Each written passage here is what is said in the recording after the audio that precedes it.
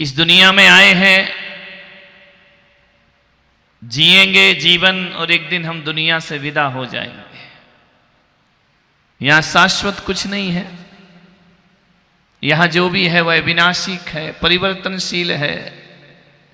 एक सा समय किसी का नहीं रहा करता है। दुनिया में उतार भी आते हैं, चढ़ाव भी आते हैं, अच्छे भी दिन आते हैं, बुरे भी दिन आते हैं। महापुरुषों के जीवन में भी अच्छे और बुरे दोनों दिन आते हैं। लेकिन मैं आपसे इतना ही कह रहा हूं कि 4 शब्द हमें प्राप्त हुए हैं।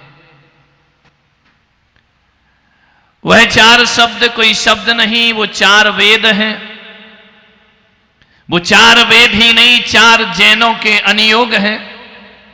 वह 4 शब्द आर्य सत्य है। वह 4 शब्द मंगल है।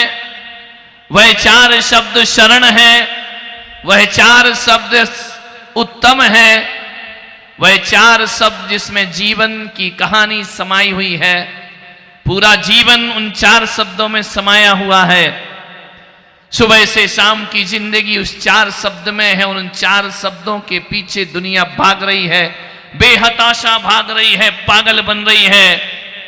मैं आपसे निवेदन करता हूं, उन 4 शब्दों को समझ लिया तो पूरे ज्ञान गंगा में आना सार्थक और सफल हो जाएगा। ज्ञान गंगा के अवतार मोती तुमको प्राप्त होंगे। मान्यवर सारी जीवन की कहानी सिमट गई उन 4 शब्दों में आकर के।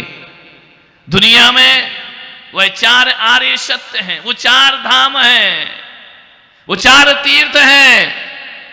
यदि समझ सको उनका अर्थ तो बहुत गहरा है, ना समझ सको तो कुछ भी नहीं। वो एक शब्द है, एक शब्दों का संकलन है, ध्यान रखना।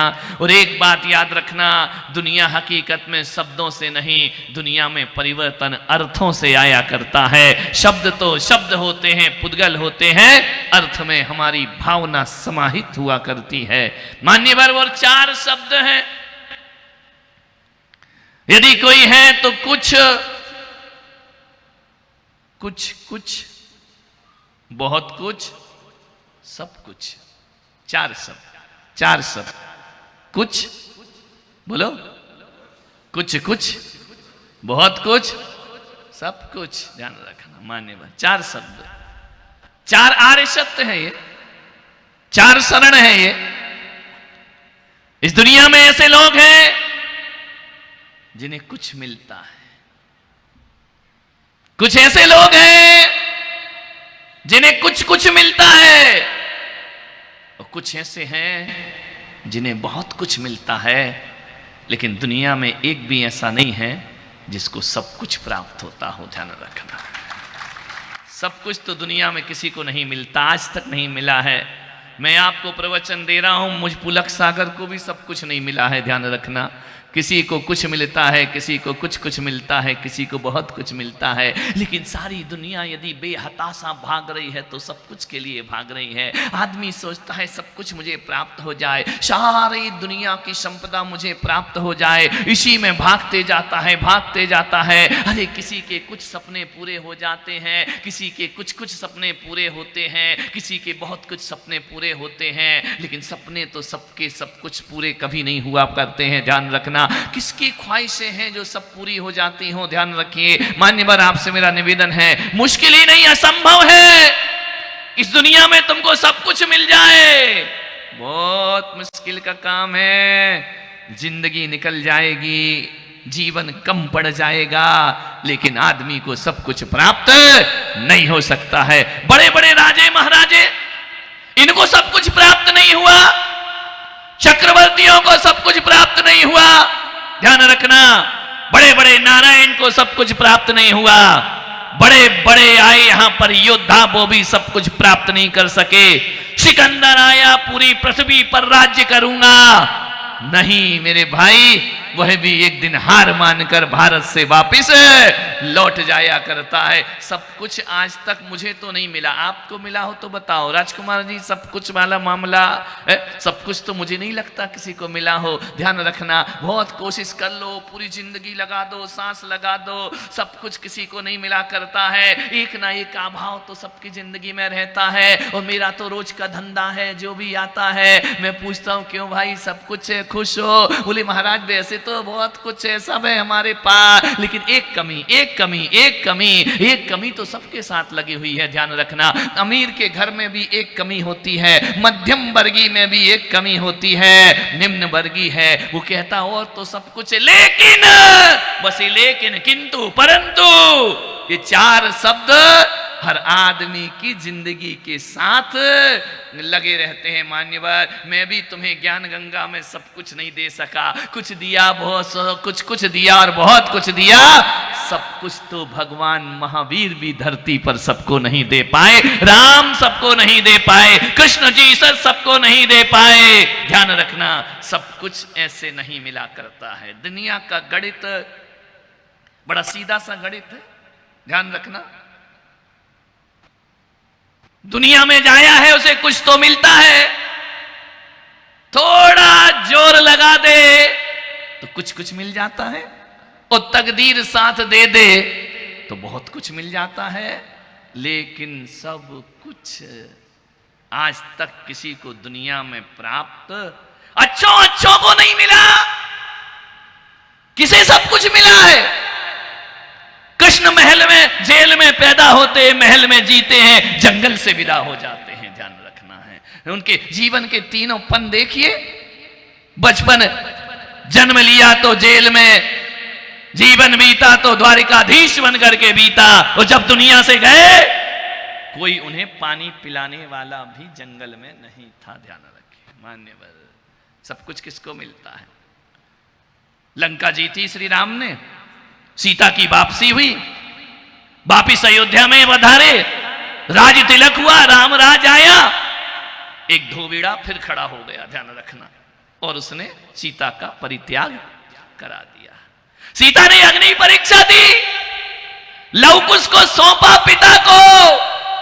राम ने कहा कि सीता तू पवित्र है अग्नि की तरह, चल अब महलों में राज्य करे। सीता ने कहा अपने बच्चे संभालो, बहुत हो गया तुम्हारे साथ लफड़ा, अब मैं तुम्हारे साथ रहने वाली नहीं। सीता पृथ्वी में समा गई, ध्यान रखना। वैदिक परंपरा कहती है पृथ्वी में समा गई, जैन परंपरा कहती है पृथ्वी मती आरिका से दीक्षा लेकर अपना जीवन उसने सार्थक और सफल कर। फिर सब कुछ किसको मिला मेरे भाई, बताइए किसको मिला? यहां किसी को सब कुछ नहीं मिलता है, लेकिन आदमी जब पैदा होता है ऐसी मुट्ठी बांधकर आता है जैसे दुनिया से सब कुछ बटोर कर चला जाएगा, ध्यान रखना है। आता आवाज से है, जाता मौन है आदमी, ध्यान रखना है। पैदा होता है तो रोता है, शोर करता है, आवाज करता है, दुनिया से विदा होता है तो पड़ोसी को पता नहीं चलता है, अरे भाई साहब कल अभी तो सो रहे थे, क्या करे, उठ ही नहीं पाए, चले गए, अभी तो मंदिर में देखा था, चले गए, दुनिया से विदा हो गए। मान्यवर, ध्यान रखना, किसके पास सब कुछ है? मैंने सोने से पूछा, सबसे बहुमूल्य धातु सोना है, सबसे कीमती धातु सोना है, पीतल नहीं, चांदी नहीं, तांबा नहीं। सबसे महंगा क्या है? क्या रेट चल रहा है? 1 लाख चल रहा है, ऊपर ही होगा, बढ़ेगा, गिरने वाला तो मामला ही नहीं है, ध्यान रखना। डॉलर डिस्टर्ब कर रहा है, ध्यान रखिए। हाँ। सोने चांदी वाले के पास बैठने से थोड़ी वो तुमको दे देंगे, ध्यान रखना। मानने सोने से मैंने पूछा, एक चमचमाते सोने से, मैंने कहा ओ सोना भाई तेरे पास क्या है? बोले चमक है। और क्या है? बोले मेरे पास मूल्य है, मैं बहुमूल्य हूं। और तुम इनका, तुझे कोई कमी नहीं? बोले एक कमी है महाराज। मैंने कहा क्या? मैंने कहा तू चमकता है, तू बहुमूल्य है, तू कीमती है, अब तुझ में क्या कमी है? बड़े बड़े लोग तरसते हैं तेरे लिए, बड़े बड़े धनपति तो संभाल के रखते हैं, ये करोड़पति लोग जितना बीवी नहीं संभालते उतने आभूषण संभाल के रखा करते हैं, ध्यान रखना है। इतना कीमती है, इतना बहुमूल्य है तो तब तुझे क्या कमी है? बोली महाराज एक कमी है, एक कमी है, एक बात का दुख मेरे जीवन में है। मैंने कहा किस बात का दुख है? बोले मुझ में सुगंध नहीं है, ध्यान रखना है। मैं सुगंध के लिए तरस रहा हूं, सोना तो हूं लेकिन मुझ में सुगंध नहीं है। एक कमी सोने में भी निकल आई, ध्यान रखना। मान्यवर पधारिए। ये कमी सोने के जीवन में भी है। मैंने सोचा कि सोना भी सुखी नहीं है, वह भी कह रहा है कि मुझ में सुगंध होना चाहिए। मैंने हीरे से पूछा, हीरा तू तो बहुत चमकदार है, अंधेरे को भी प्रकाशित करता है, तू बहुत कीमती है। हीरे ने कहा महाराज चमक है, कटिंग है, क्लियरिटी है, फिर क्या नहीं है? बोले महाराज सोना तो वापस होता है तो अपना मूल्य देता है, मेरा कोई ठिकाना नहीं है, मैं अपना मूल्य वापस नहीं लौटा पाता हूं, ये कमी मुझ में है। मैंने हिमालय से पूछा, भारत के मुकुट जो उत्तर में है हिमालय, मैंने हिमालय से पूछा कितनी विशाल चोटी है तुम्हारी, आकाश से बातें करते हो, पर्वत राज कहलाते हो, जड़ी बूटियां तुम्हारे दामन में है और तुम्हारे सीने से गंगा का जन्म हुआ करता है, गंगा जमुना पैदा होती है। बताओ हिमालय, बोलो पर्वतराज, तुम्हारे पास सब कुछ है ना? उसने कहा महाराज मेरे पास बहुत कुछ है, मैं उन्नत हूं, मैं ऊंचा हूं, भारत का भाल हूं, भारत का मुकुट हूं, मेरे पास गंगा है, यमुना है, सभी नदियां हैं, बर्फों का अंबार लगा है मेरे पास, मगर मैं दुखी हूं, मैं दुखी। मैंने कहा किस बात से? बोले मेरे पास इतनी ऊंचाई है लेकिन मुझ में सीढ़ियां नहीं है, लोग मुझ तक चढ़ के आ नहीं सकते हैं, मैं लोगों से मिल नहीं सकता हूं, ध्यान रखिए। मैंने आकाश से पूछा, ओ आकाश चांद तारों को जड़ा हुआ है, रात को देखो तो चांदनी से चमका करता है पूरा आकाश, तेरे पास सूर्य है, तेरे पास चांद है, सब कुछ तो तेरे पास है। उसने कहा महाराज सब कुछ मेरे पास नहीं है, मेरे पास बहुत कुछ है, मेरे पास तारे हैं, अनगिनत तारे हैं, चांद है, सितारे हैं, लेकिन गुरुदेव एक चीज की मुझे कमी है, मुझ में, मेरे दामन में फूल नहीं खिला करते हैं, मैं धरती जैसा पुष्पित नहीं हो सकता हूं, धरती जैसे फूल मुझ में। मैंने कहा यार इसके पास भी एक कमी है, कहां जाऊं, किससे पूछूं, परेशान हो गया। मैंने कहा कौन बताएगा जो कह सके मेरे पास सब कुछ है। मैंने समुंदर से पूछा, मुंबई गया, मुंबई चातुर्मास किया, जहां रुका पीछे ही समुंदर था, बड़ी बड़ी उत्ताल लहरें आ रही हैं, देखने में आनंद बरस जाया करता है। मैंने कहा ओ समुद्र राज तेरे पास तो सब कुछ है, अथाह जल राशि है, तेरे गर्भ में रत्न भरे हुए हैं, तेरे जैसा सौभाग्यशाली कौन? समुंदर ने कहा महाराज मेरे पास अथाह जल राशि है, मेरा विस्तार असीम है, मेरे पास रत्न है, जवाहरात है, लेकिन महाराज एक कमी मुझ में है। मैंने कहा क्या? बोले मैं खारा हूं, मैं मीठा नहीं हूं, यह कमी मुझ में भी। सब कुछ कहां ढूंढोगे मेरे भाई, सब कुछ कहीं नहीं मिला करता है, विचार करना है। ऋषभ पुत्र भरत, चक्रवर्ती सम्राट भरत, जिसके नाम से इस देश का नाम भारत पड़ा करता है, ध्यान रखना। भरत बहुत हुए, दशरथ पुत्र भी भरत हुए, शकुंतला पुत्र भी भरत हुए और ऋषभ पुत्र भी भरत हुए, ध्यान रखना। सभी भरत ने इस भारत में बहुत योगदान प्रदान किया है।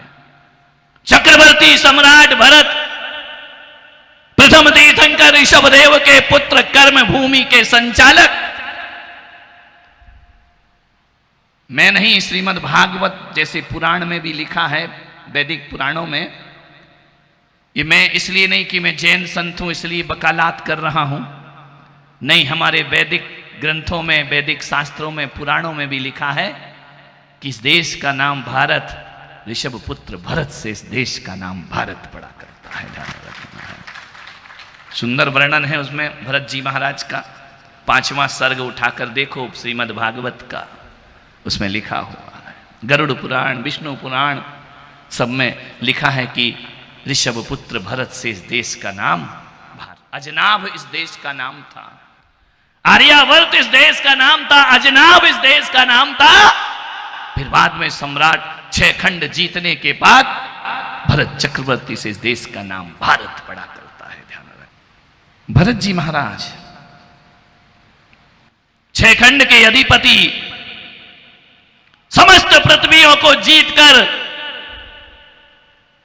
उस पर हुकूमत करते हुए भरत जी महाराज अयोध्या की तरफ लौटते हैं। लौटने से पहले एक विजयार्थ पर्वत है, जहां एक विशाल शिला होती है। उस विजयार्थ पर्वत पर हर विजेता अपना नाम लिखा करता है कि इस छह खंड भूमि का, इस समस्त आर्यावर्त का, इस समस्त भरत खंड का कोई चक्रवर्ती है जो युद्ध करके लौटता है तो अपना विजय का प्रमाण पत्र प्रशस्ति लिखा करता है। हीरे की कलम से भरत जी महाराज को उस शिला पर लिखना है कि इस देश का, इस धरती का सम्राट यदि कोई है, दिग्विजय सम्राट चक्रवर्ती कोई है, तो मैं भरत चक्रवर्ती हूं। जैसे ही लिखने पहुंचता है ना नाम, खड़े खड़े देख रहे हैं भरत जी महाराज। उन्होंने अपने मंत्री और सेनापतियों से कहा, ये क्या है? बोली, शिला पर अपना नाम लिखो, विजय पट्ट लिखो, यह विजय का प्रतीक है, विजय स्तंभ है, यहां अपना नाम लिखिए भरत जी महाराज। भरत जी महाराज ने देखा कि लिखने को तो इसमें जगह ही नहीं है, मेरे से पहले कितने चक्रवर्ती हो गए। भरत जी सोचते थे, मैं ही भूपति हूं, मैं ही इस धरती का साम्राज्य हूं। भरत जी ने कहा, मेरे से पहले इतने इस धरती के स्वामी हो गए। मंत्री ने कहा, हां महाराज, आपसे पहले कई चक्रवर्ती हो गए, तो मैं नाम कहां लिखूं? बोले, एक चक्रवर्ती का नाम मिटाओ और अपना नाम लिख करके जाओ, ध्यान रखना। भरत चक्रवर्ती के हाथ कांपने लगे। भरत जी महाराज ने कहा कि आज मैं किसी का नाम मिटा रहा हूं तो कल कोई मेरा भी नाम, फिर कैसा स्वामी, किसका सम्राट, किसका धनपति में। ऋषभ पुत्र भरत विरक्त हो गए। उन्होंने कहा, कल मेरा नाम भी कोई हाथ में कलम है। तेरे जैसे लाखों आए, लाखों इस माटी ने खाए। तेरे जैसे लाखों आए, लाखों इस माटी ने खाए। रहा न नाम निशान रे बंदे, झूठी तेरी शान रे, झूठी तेरी शान।